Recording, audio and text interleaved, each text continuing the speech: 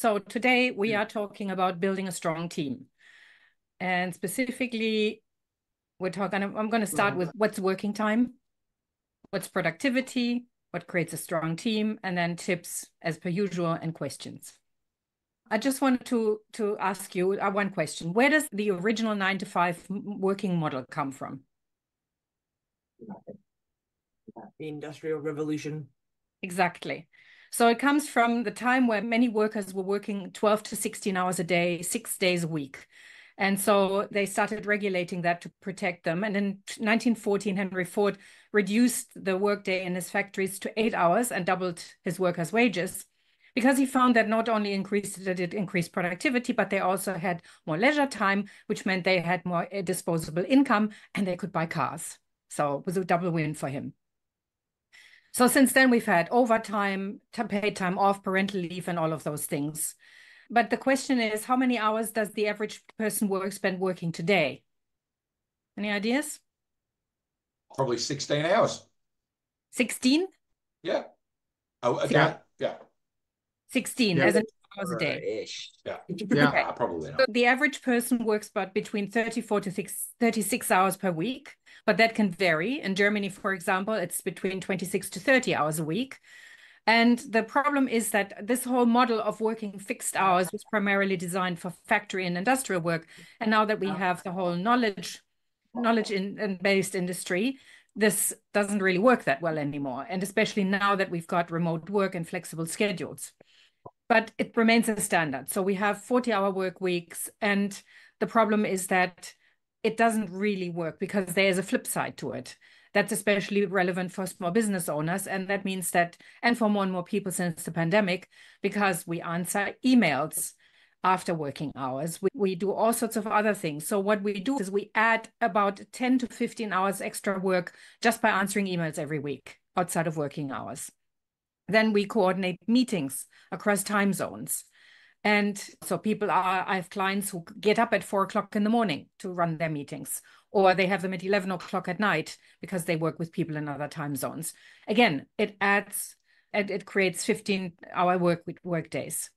But the question is, out of all of those hours, how many people do actually working productively, and I use the word productively, I'll explain that later, on the work that they actually are supposed to do. And I'm using the word supposed as well, because that's the work that they are hired for, or that business owners would like to do in order to generate business.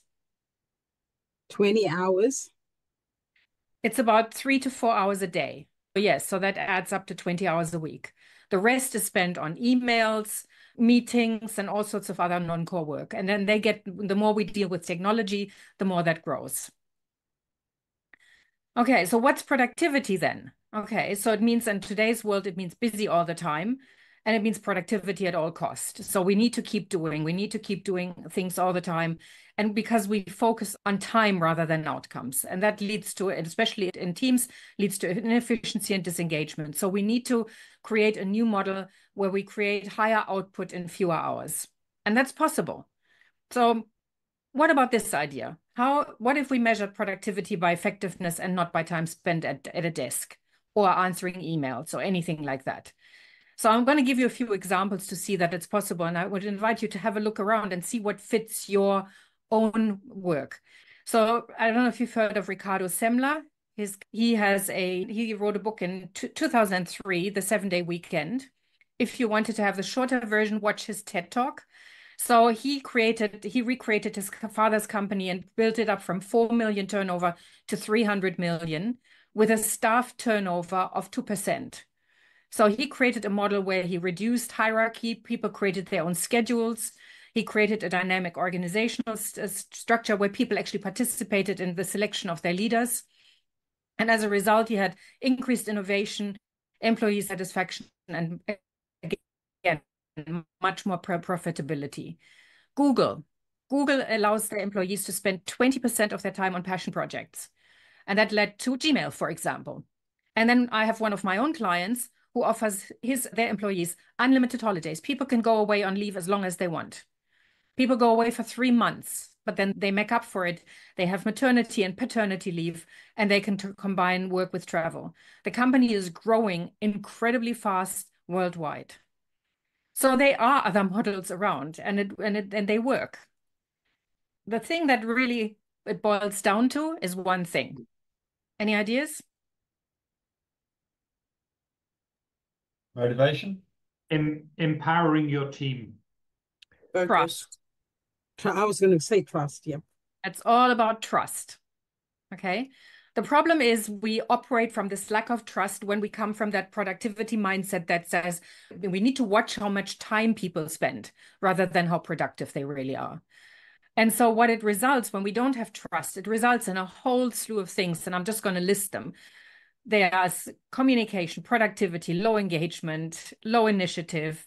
People don't want to make decisions because they want to avoid risks. Because when somebody doesn't trust you and you make a mistake, it can backfire badly.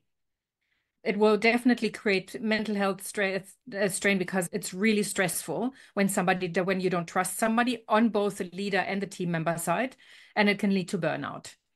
And then, of course, long term, there's a lack of loyalty because if people feel that they're not being valued and they don't have the kind of autonomy to be able to work the way they would like to, people leave.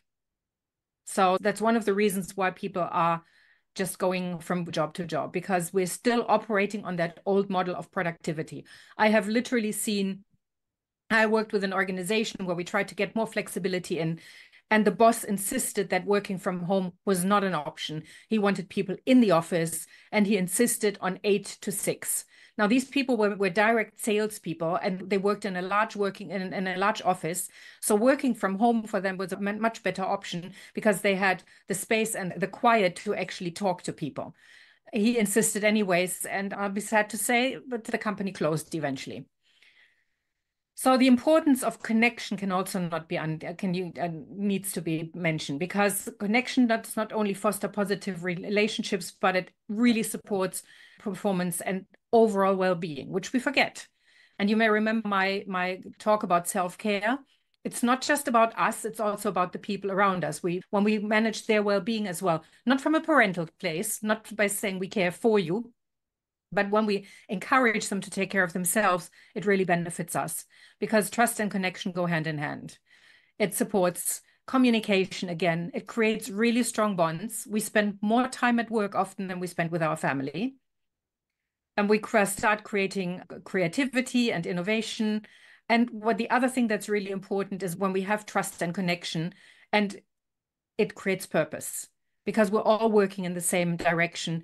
And that is really what creates a sense of belonging. It creates that sense of team. It creates commitment. And what it does also make available is emotional support. So we don't have to perform all the time and be productive all the time, but we can actually be there for each other and support each other from that space, which eventually leads then to higher job satisfaction, or not eventually, very quickly, actually. And people stay around. So these are really core needs that we have: autonomy, competence, and well-being. So autonomy is all about managing your own tasks and make decisions, how you approach your work. And what it does, it means it creates that trust and that connection. And it means it leads to motivation and to innovation, and people explore new ideas. And as a leader, you play a crucial role in providing the right balance of guidance and freedom. So when you delegate effectively, when you don't micromanage, and you foster a culture of trust, people stay around and they grow. And that's how you create new leaders. Competence. So competence is all about being capable. So it's all about having the necessary skills in order to be able to do your work. So as a leader, when you invest in your team's development and you create the opportunities for learning and skill building so that your team feels competent, then people will stay around. Again, it increases productivity in the best sense of the word. People will do their work faster. They will, what Ricardo Semler says, he says, why would I stop somebody who finishes their work and their KPIs and achieves their KPIs on Wednesday and tell them go to the beach for the rest of the week? If they do their work, that might be a bit of a strange concept for you, but have a think about what would work for you in your work environment, and how can you support people in creating more competence, more autonomy, and more well-being? Because that's what it's all about. It's about work-life integration, the reduction of stress and burnout, of which we have way too much at the moment. So please walk the talk as a leader. This is my invitation. Take care of yourself as well. Make sure that you've got all of those things available for yourself, that you fulfill your needs. And if you want, go back to my little talk about needs. And here are some practical tips. Again, first and foremost, promote autonomy. If you want a strong team of people who are competent, that's the way to go. At the same time, set clear guidelines and boundaries. It's really important that people know what they can do, how much they can do, and if they agree to the boundaries and they help you set those and you do that together in that people-centric environment, you will find that people have more, communicate more openly, and they will cooperate better. Then it's about managing time zones with fairness. Trust that people will want to do their best. That's a really crucial one. Focus on outcomes, not hours, and of course, promote growth. And last but not least, highly recommend that. We would do way too little of that. Celebrate wins. So next time, we're going to talk more about how you maximize impact, the positivity of into a team, in a team culture. And that sounds really woo or wishy-washy. I can promise you it's very tangible and it's really important. But if you want to know how you can build a strong team, please get in touch. Thank you very much.